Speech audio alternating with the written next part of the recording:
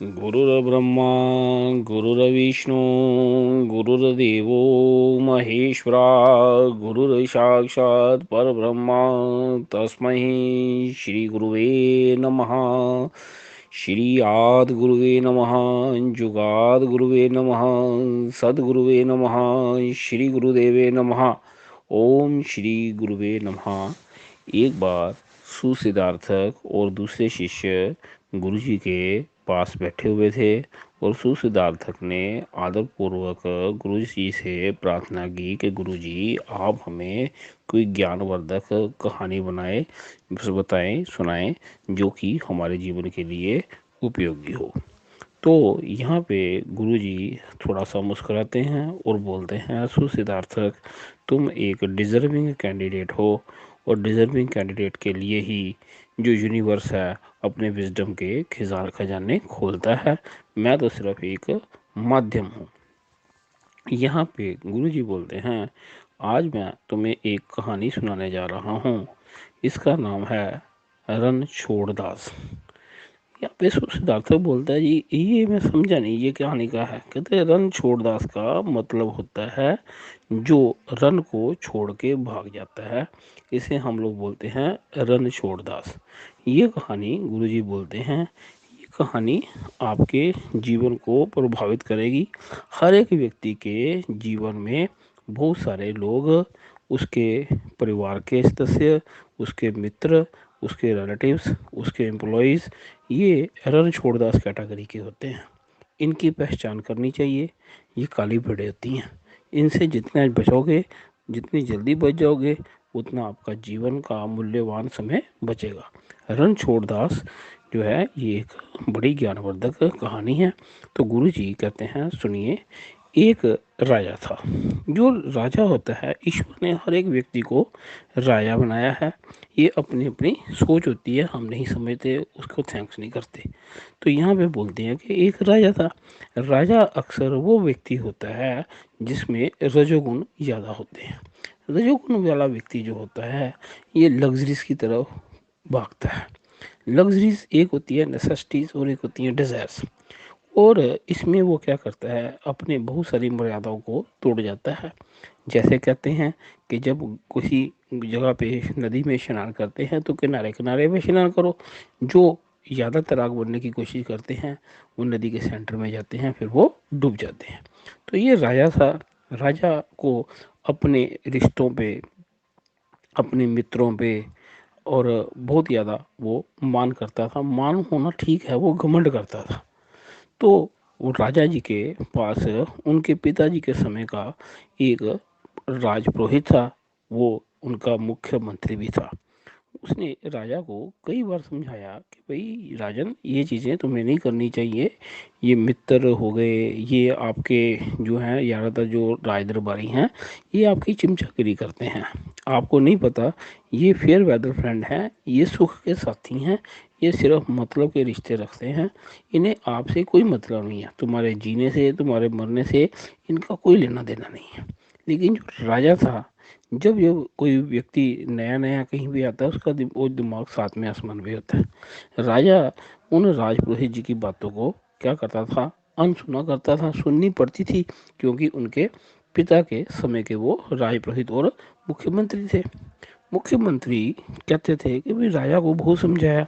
राजा अपने राज कार्य छोड़ के भी अपने वो रिलेटिव्स, अपने मित्रों, अपने दरबारियों के कई काम करता था जो कि उसे नहीं करने चाहिए, at the cost of his जो है उसके वर्क। यहाँ पे कई बार जैसे जो राजपुरोहित थे उन्होंने राजा को बताया कि किंग और किंगडम में किंगडम पहले होती है। तो राजा को एक सेवक की तरह काम करना चाहिए। अगर उसे अपनी ऐश प्रस्ती पे अगर वो टाइम लगाएगा, अगर वो राज्य के रिसोर्सेज को लगाएगा, उसके लिए भी और किंगडम दोनों के लिए हानिकारक होगा। लेकिन ये राजा था कि बात मानता नहीं था। उसके बहुत ज़्यादा खर्चे थे और वो ज़रूरत से ज़्यादा खर्चे पालता था।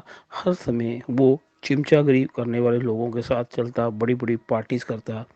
राजा को कई बार समझाया कि ऐसा करने से आपके जो जनता का पैसा है उसका दुरुपयोग होता है, ये जनता की भलाई के लिए लगाए। राजकोष के ऊपर भी इसका असर होता है। जो पैसा चाहिए होता था, राजा क्या करता था, किसानों पर और दूसरे लोगों पर, ये शुरू से चला आ रहा है, किसानों पर जो है जुल्म होते हैं। और ये चापलूस जो राय जो होते हैं, राय दरबारी, ये हमेशा साथ देते हैं। तो वहाँ पे क्या होता था, किसानों के ऊपर लगान लगाते थे, उनकी पिटाई करते थे, उनकी ज़मीनें हड़प लेते थे। तो ये सारे कार्य हो रहे थे, लेकिन रूट कॉज क्या था, राजा और उसके साथ जुड़े हुए मतलबी ऐशप्रस्त लोग, जिनको राजा से कोई मतलब नहीं था। राजा की कई रानियां थी, राजा को उन पे बहुत मान था कि ये तो मेरी रानियां हैं, ये मेरे सुख दुख की साथी हैं। उसी तरह उसके कई मित्र थे, कई रिलेटिव्स थे, तो उनके ऊपर से बहुत मान होता था। राजा हमेशा घमंड में उनके बारे में बोलता था। अब राजपुरोहित जो है, उसे एक बात समझ लगी है कि अगर पाँव में कांटा चुभ जाए तो कांटे को निकालने से प्रेम से नहीं निकलता, कोई ना कोई युक्ति लगानी पड़ती है, कांटे को कांटा निकालता है। राजपुरोहित जो पड़ोसी राजा था, उसको मिलता है। जो विद्वान जो राजा लोग होते हैं, उनका आदर उनकी प्रजा तक होता है, लेकिन विद्वान को सारा संसार पूछता है। राजा जो था, वो राजपुरोहित जब उनके पास गया, तो उनको वो भी उन्हें पोता तुल्य मानता था। तो राजा तो यहाँ पे राजपुरोहित जी ने उसको समझाया कि देख, ऐसे है, जो हमारा राजा है, ये इस समय ना ज़रूरत से ज़्यादा अपने आप को स्मार्ट समझ रहा है, और इसे नहीं पता इसके अपने कौन है, बेगाने कौन है। तो ये गलत हो रहेगा। कहते हैं आप मेरे को हुक्म करो। कहते हैं जी आपने ऐसे करना है, आप राजा पे हमला कर दो, ये नकली हमला होगा।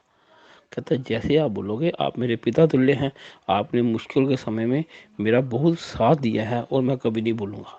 ये जो रॉयल पर्सन होते हैं ना, ये कभी भी एहसान फरामोश नहीं होते।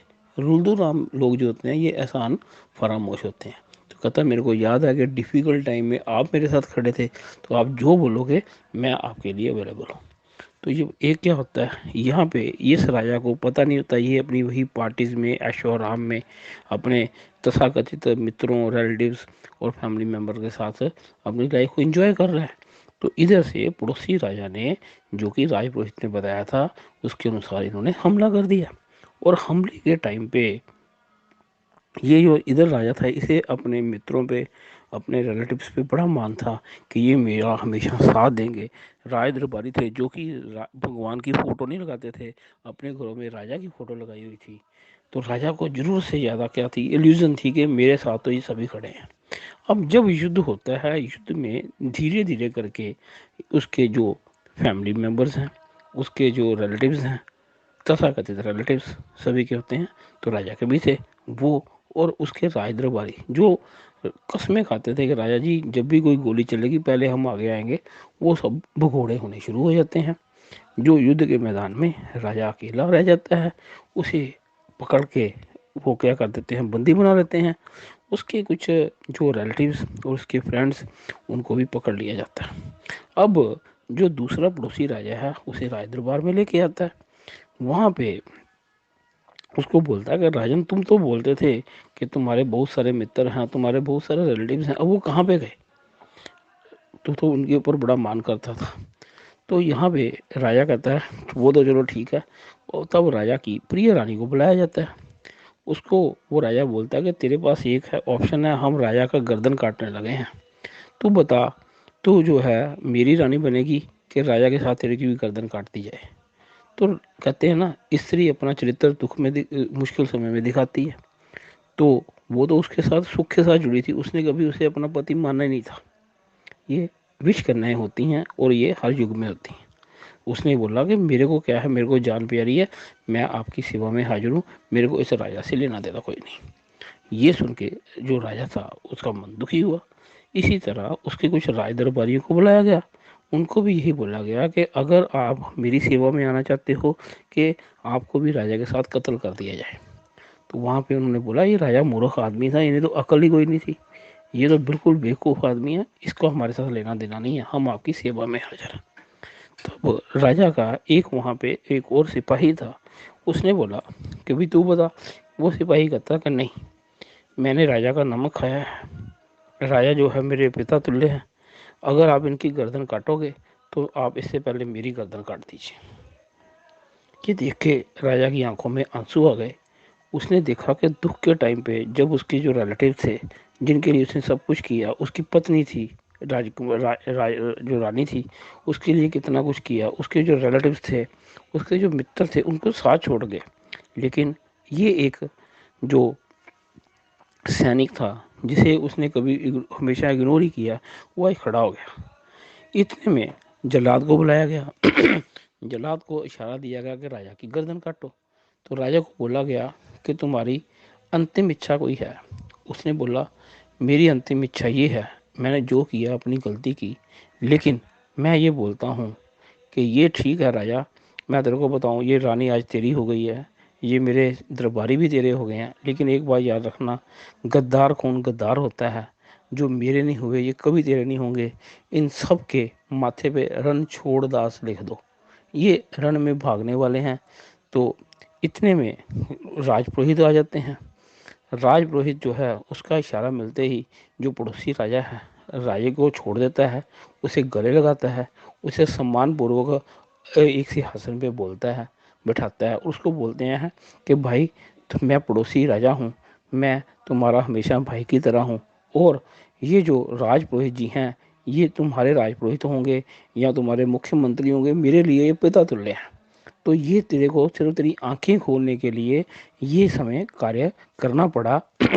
तू आज भी राजा है, हमने तेरे पे नकली हमला किया था सिर्फ तेरी आंखें खोलने के लिए, कि जिनको तू अपना समझता है, दुख के समय ये इडियट्स लोग अपनी औकात दिखाते हैं, बताते हैं कि ये किस माँ बाप की औलाद है और इनका डीएनए कैसा है। तो राजा जो है उसको बोलते हैं अब ये तेरे पे डिपेंड करता है, ये रानी भी तेरी, ये सारे दरबारी भी तेरे। तो राजा जो है उसकी आंखों में आंसू होते हैं। वो जो है अपने जो अपने राजपुरोहित जी के पाँव में पड़ के माफ़ी मांगता है और बोलता है जो बड़े होते हैं वो वाकई ही पूजनीय हैं। और यहाँ पे कहता जी, राजा जो पड़ोसी राजा उससे आज्ञा लेता है, कहता अब तू जान और तेरा काम जाने। जैसे ही वो रानी को पता लगता है, रानी आंखों आंसू बहाने लगती है, नहीं जी मैं तो आपकी दासी हूँ, ये है वो है। यहाँ पे एक रूल है, कहता man makes a mistake and foolish repeat it. Raja जो है वो कहता है देखो ऐसा नहीं है, जो रूल है गद्दार की सजा जो होती है उसकी गर्दन काट देनी चाहिए। राजा जो बोलता है कहता लेकिन गद्दार तुम लोग मेरे कारण बने, अब तुम्हारी मैं गर्दन नहीं काटूंगा, तुम मेरी रानी बन के रहोगी, तुम मेरे दरबारी बन के रहोगे, लेकिन मेरे से 500 मीटर दूरी पे रहोगे। लोगों के सामने तुम मेरी रानी हो और तुम मेरे दरबारी हो, लेकिन तुम्हारी हैसियत एक कुत्ते जैसी होगी, जिसे सिर्फ कैप डाला जाता है, पालतू कुत्ता बना के रखा जाता है, यही तुम्हारी सजा है। ये ऐसे बोल के यहाँ पे कहानी का एंड होता है। यहाँ पे सुसिद्धार्थ बोलते हैं प्रभु जी, गुरु जी हमें क्या शिक्षा मिलती है। यहाँ पे ये बोलते हैं, गुरु जी बोलते हैं सुसिद्धार्थक बेटा, ये जो जीवन है ये रन छोड़ दास एक कहानी नहीं है, ये एक मानसिकता है। ये ऐसे गद्दार लोगों की मानसिकता है, एक रुल्लू राम गंदी मानसिकता के लोग होते हैं, जो कि हमेशा अपनी ड्यूटी से, अपनी रिस्पॉन्सिबिलिटी से भागते हैं। अब जब भी मौका आता है, मौके पे ये अपनी औकात बताते हैं कि ये कौन है। इन लोगों से जितना हमें बचेंगे उतना बढ़िया होगा। यहाँ पे गुरुजी बोलते हैं सुसिद्धार्थक और बाकी शिष्य जो हैं उनसे मेरी ये प्रार्थना है कि कहानी को कभी भी कहानी की तरह ना लीजिए। आपके जीवन में जितने भी व्यक्ति हैं, आपको गलत फहमी है, इल्यूजन है कि वो आपके साथी हैं, उनकी आप नाम नोट कर लीजिए। आपको लगता है कि ये जीवन से सुख दुख में आपके साथी हैं, अगर आप उनकी एक लिस्ट बनाओगे और उस लिस्ट में अगर आपने मार्किंग कर दी कि ये बंदा सिर्फ मीठी मीठी बातें करता है, मौके पे मेरा साथ नहीं देगा कभी भी, इन लोगों को रन छोड़ दास की कैटेगरी में डालो। रन छोड़ दास एक कोविड जो जो चला है, ये वायरस चला है, ये इससे भी खतरनाक जो हैं ये लोग होते हैं। इनकी ये जहाँ पे भी रन छोड़ दास टाइप का बंदा होगा, उसे क्या, उसके परिवार के, उसके फोर फादर्स को भी आप नोट करोगे, ये गद्दार कैटेगरी होती है। और ये इंसान के रूप में जो होते हैं चंडाल होते हैं। कुछ लोग बुरे कर्म करने के बाद, मरने के बाद चंडाल बनते हैं, ये लेकिन जीते जी चंडाल होते हैं। इनका किसी के साथ कोई लेना देना नहीं होता। ये महामतलबी लोग होते हैं और इनका किसी के, आपके सुख में और दुख में इनका कोई लेना देना नहीं है। आपको क्या करना है, जितनी जल्दी हो रणछोड़दास टाइप के लोगों को मार्क करो। चाहे वो आपके फैमिली फ्रेंड है, चाहे वो आपकी फैमिली है, चाहे वो आपके रिलेटिव्स हैं, चाहे वो आपके एम्प्लॉयज़ हैं, चाहे वो आपके एम्प्लॉयर हैं, चाहे वो सोशली मूव कर रहे हैं, इन रणछोड़ दास को जल्दी से जल्दी मार करके इनको अवॉइड करना ही आपके जीवन के लिए बढ़िया होगा। नहीं तो एक खतरनाक वायरस की तरह ये आपके आपके खानदान को बर्बाद कर देंगे। रणछोड़ दास जो हैं ये अपने आप में सबसे बड़ी गाली होते हैं। इनको कुछ बोलने की ज़रूरत नहीं है, हमें इसको समझना चाहिए। बाकी स्टोरी जो है, हर एक स्टोरी मीनिंगफुल होती है। यहाँ पे किसी व्यक्ति विशेष को टारगेट नहीं किया गया। ये काल्पनिक नाम से स्टोरी है। मोटिव ये है कि हर एक व्यक्ति के जीवन में ये गंदे वायरस की तरह, खतरनाक वायरस की तरह, जो रणछोड़ दास व्यक्ति हैं, जो मीठे कीड़े की तरह उसका खा जाते हैं, उसको नुकसान कर देते हैं, जैसे फसल को कुछ कीड़े बर्बाद कर देते हैं, ये हमारे जीवन को बर्बाद करने वाले लोग होते हैं। रणछोड़दास जो है कैंसर का इलाज होता है। रणछोड़दास मानसिकता वाला व्यक्ति हमेशा आपको डंक मारेगा। सांप जो है 10 बार आपको बख्श देगा, लेकिन ये कभी भी आपके सके नहीं होंगे। हिस्ट्री को अगर आप चेक कर सकते हो, वहाँ पे भी आपको रणछोड़दास बन जाएंगे, बंदे मिलेंगे। हमें करना क्या चाहिए, हमें देखना चाहिए हमारी ड्यूटी क्या है, हमारे फर्ज क्या हैं। हमें अपनी एबिलिटी के अकॉर्डिंगली साथ देना चाहिए और हमें ऑनेस्ट होना चाहिए, क्योंकि परमात्मा की जो कोर्ट है, परमात्मा की कचहरी है, उसमें हर एक को बख्शा जाएगा एक्सक्लूडिंग रणछोड़दास। ये जो है बाद में इन्हें गद्दी नाली के कीड़े बनाया जाता है। All the best.